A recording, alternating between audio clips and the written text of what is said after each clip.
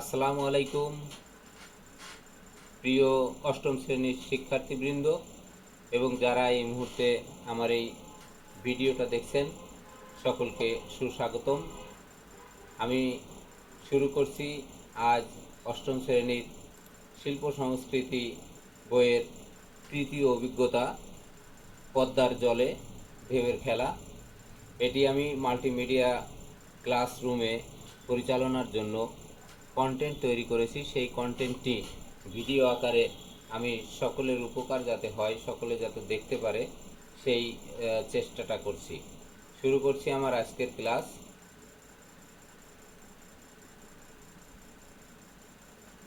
সবাইকে আজকের ক্লাসে স্বাগতম। শিক্ষক পরিচিতি, এখানে রয়েছে পাঠ পরিচিতি, শিক্ষণফল। এখানে শিক্ষার্থীরা এই পাঠ শেষে রাজশাহী বিভাগের সংস্কৃতি সম্পর্কে তারা বলতে পারবে, রাজশাহীর ঐতিহ্যবাহী খাবার কি তা বলতে পারবে, ভাটিয়ালি গান গাইতে পারবে। এছাড়া আরও তাদের বাস্তব জীবনে তাদের ইতিহাস ঐতিহ্য যাতে কাজে লাগাতে পারে সে সম্পর্কে তারা অভিজ্ঞতা অর্জন করবে আজকের এই অভিজ্ঞতা থেকে। অষ্টম শ্রেণীর শিক্ষার্থীবৃন্দ, এবার দেখো তো এখানে কি দেখতে পাচ্ছ তোমরা? কেউ কি বলতে পারবে? ঠিক বলেছ, এটি একটি ম্যাপ, বাংলায় যেটার নাম হচ্ছে মানচিত্র। আমাদের বাংলাদেশের মানচিত্রের একটা অংশ এখানে রাজশাহী বিভাগটাকে এখানে দেখানো হয়েছে। তাহলে রাজশাহী বিভাগে একটু পড়ে বলো তো যে রাজশাহী বিভাগে কয়টি জেলা আছে এবং সেগুলো কি কি? ঠিক আছে, জয়পুরহাট, নওগাঁ, নবাবগঞ্জ, রাজশাহী, বগুড়া, নাটোর, সিরাজগঞ্জ, পাবনা, এই জেলাগুলো নিয়ে রাজশাহী বিভাগ। তো এটি আমাদের আমরা যারা খুলনায় রয়েছি এই খুলনার থেকে এই বিভাগটি ঠিক উত্তর দিকে এই বিভাগটি রয়েছে, উত্তর পশ্চিম কর্নারে এই বিভাগটি রয়েছে। ঠিক এর পাশে একদম শেষ যে বিভাগটি রয়েছে সেটি হচ্ছে রংপুর। রংপুরের পরেই আমরা এসেছি আজ রাজশাহী। রাজশাহীর পদ্মার পাড়ে আমরা ঘুরব, রাজশাহী অঞ্চলের বিভিন্ন জিনিস আমরা উপভোগ করব, তাদের শিল্প সংস্কৃতি সম্পর্কে জানব। প্রিয় বন্ধুরা, তাহলে আমরা আমাদের পাঠে ঢুকে যাই। আমাদের আজকের পাঠ পদ্মার জলে ঢেউয়ের খেলা। এখানে কি দেখতে পাচ্ছ প্রিয় সোনামণি? এখানে ঠিক বলেছ, একটি শাড়ি দেখতে পাচ্ছি আমরা। এই শাড়িটি, এর পরের ছবিতে দেখছি যে এই শাড়িটি আসলে কিভাবে বোনা হয়, কিভাবে শাড়িটি তৈরি করা হয়। আমরা জানি যে বর্তমান সময়ে মেশিনের সাহায্যে কাপড় তৈরি করে, কিন্তু পূর্বে আমাদের এই বাংলাদেশে হাতে তৈরি শাড়ি ছিল এগুলি রাজশাহী সিল্ক, যেটি বর্তমান সময়ের মেয়েদের খুব জনপ্রিয়, মানে খুব লোভের বা খুব আকর্ষণীয় একটি পোশাক শাড়ি। এখানে আমরা আরেকটা কারুকার্য দেখতে পাচ্ছি, ঠিক একইভাবে তারা শাড়ি তৈরি করছে, নিজের হাতে তারা শাড়ি তৈরি করছে। তাহলে দেখো, বর্তমান সময়ে মেয়েদের আকর্ষণীয় শাড়ি রাজশাহী সিল্ক তৈরি হচ্ছে এই ধরনের মেশিনে। আমরা যখন রাজশাহীতে যাব তখন আমরা কিন্তু এগুলো দেখতে পাবো। আমরা কল্পনায় ভ্রমণ করব, আমাদের সেই পঞ্চরত্ন নিয়ে, আমাদের যে মানে তোমাদের যে মামা রয়েছে সে তোমাদেরকে ঘোরাচ্ছে, তো সেইভাবে। আচ্ছা, এখানে কি দেখতে পাচ্ছ একটি এবার বলো তো? হ্যাঁ, ঠিক বলেছো, এখানে দেখতে পাচ্ছ রুটি পাশে রয়েছে ভর্তা, তারপরে আরো দুইটা ভর্তা রয়েছে। আসলে কি ভর্তা? এখানে সম্ভবত ধনিয়া পাতা হবে। এখানে একটু চাটনি, এখানে ভর্তা। তো এই রুটিটা আসলে কি রুটি আমরা একটু দেখি। রাজশাহীর ঐতিহ্যবাহী খাবার কলাই রুটি, সাথে বিভিন্ন ধরনের ভর্তা। তো এই কলাই রুটি তোমরা যারা রাজশাহী গিয়েছো তারা খেয়েছো, আমি নিজেও গিয়েছি, আমি নিজেও এই কলাই রুটি খেয়েছি। আসলে যেখানেই যেতাম রাজশাহী ঘুরেছি আমি কয়েকদিন, তো সেখানে আমি দেখেছি এই কলাই রুটির খুব কদর, খুব মানে সবাই খুব মজা করে এই রুটিটা খায়। প্রিয় সোনামণিরা, এবার কি দেখতে পাচ্ছ এখানে? একটি ঝুড়িতে 3টি আম, কিন্তু আসলে প্রকৃত আম নয় এটি। এটি একটা গোল চত্বর। রাজশাহীর প্রাণকেন্দ্রে, রাজশাহী শহরের প্রাণকেন্দ্রে এই গোল চত্বরটি অবস্থিত, যে রাজশাহী আমের জন্য বিখ্যাত। আমরা যে আমাদের এই অঞ্চলের আম যখন ফুরিয়ে যায় তখন রাজশাহী থেকে যে আমগুলো আসে সেগুলো আমরা খেয়ে থাকি।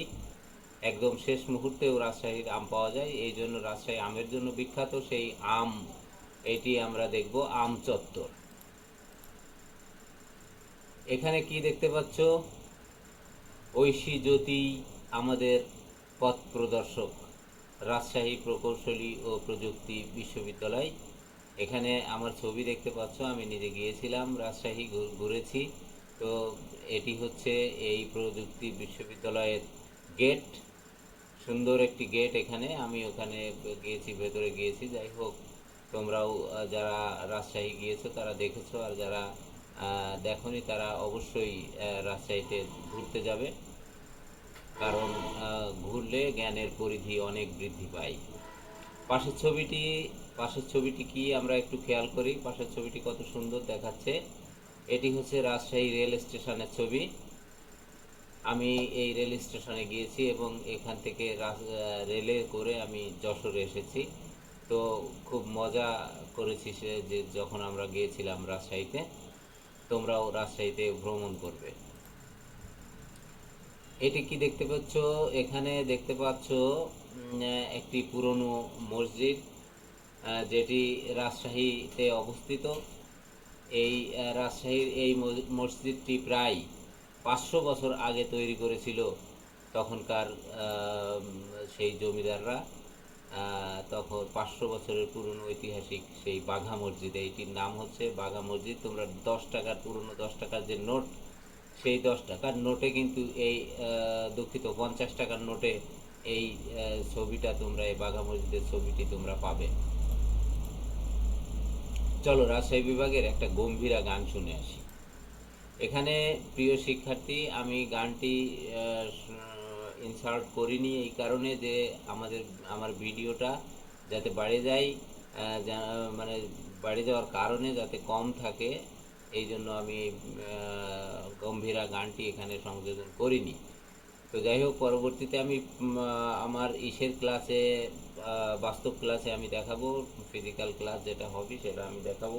আমি অনুরোধ করব যে সব শিক্ষকবৃন্দ আমার এটি দেখে কন্টেন্ট তৈরিতে অনুপ্রাণিত হবেন, তারা যেন রাজশাহী বিভাগের গম্ভীরা গানটি আপনারা ডাউনলোড করে আপনাদের ছাত্রদেরকে দেখাবেন, শোনাবেন। তো একক কাজ এখানে রয়েছে। একক কাজ, প্রত্যেকে পাঠ্য বইয়ের প্রথম অংশটি পড়ো এবং রাজশাহী বিভাগের ঐতিহ্যবাহী খাবার, সংস্কৃতি, স্থানের নাম বিভিন্ন আমি যেটি দেখিয়েছি এর একটি তালিকা প্রস্তুত করবে সবাই, প্রত্যেকে। এটা আলাদা আলাদা ইন্ডিভিজুয়াল, যেটা একক কাজ হিসেবে পরিচিত। এই কাজটি সকলে করবে। কাজটি হয়ে গেলে আমি দলীয় কাজ দিব। এখানে 5 মিনিট বা 10 মিনিট সময় নিব। এরপরে দলীয় কাজ 3টি, প্রতিটি দলে 3টি করে রাজশাহী বিভাগের ঐতিহ্যবাহী খাবার, তারপরে হচ্ছে সংস্কৃতি, তারপর স্থানের নামের একটি করে তালিকা। তার মানে হচ্ছে এখানে 3টি জিনিসের তালিকা তৈরি করতে হবে। এটা দলীয় কাজ। তোমরা প্রত্যেকের দল গঠন করবে। এখানে 8টি দল গঠন করবে। এই 8টি দল গঠন করে তোমরা দলীয় কাজ করবে। আর যারা এই মুহূর্তে ভিডিও দেখছো, ভিডিও দেখে বাড়িতে ক্লাস করছো, তারা অন্তত এই কাজটি নিজেরা করবে বাসায় বসে বসে। এবার তোমাদের বাড়ির কাজ, তোমার পাঠ্য বইয়ে যে মেলার বর্ণনা দেওয়া আছে ওখানে তোমরা একটু তোমার নিজের বইটি বাসায় পড়ে নেবে, খুব গভীরভাবে অধ্যয়ন করবে। ওখানে যে মেলার বর্ণনা দেওয়া আছে সেই মেলার উল্লেখযোগ্য যে বৈশিষ্ট্যগুলো তুমি পেয়েছো, তোমরা বৈশিষ্ট্যগুলো পাবে। তো তোমার বন্ধু খাতায় সেগুলো লিখে আনবে। সবাইকে ধন্যবাদ জানিয়ে আজকের ক্লাস আমি শেষ করছি। আমার এই ক্লাসে যদি কারোর সামান্যতম উপকার হয়ে থাকে তাহলে সকলে আমার এই চ্যানেলকে সাবস্ক্রাইব করে পাশে থাকার জন্য আমি অনুরোধ করছি। ধন্যবাদ সকলকে।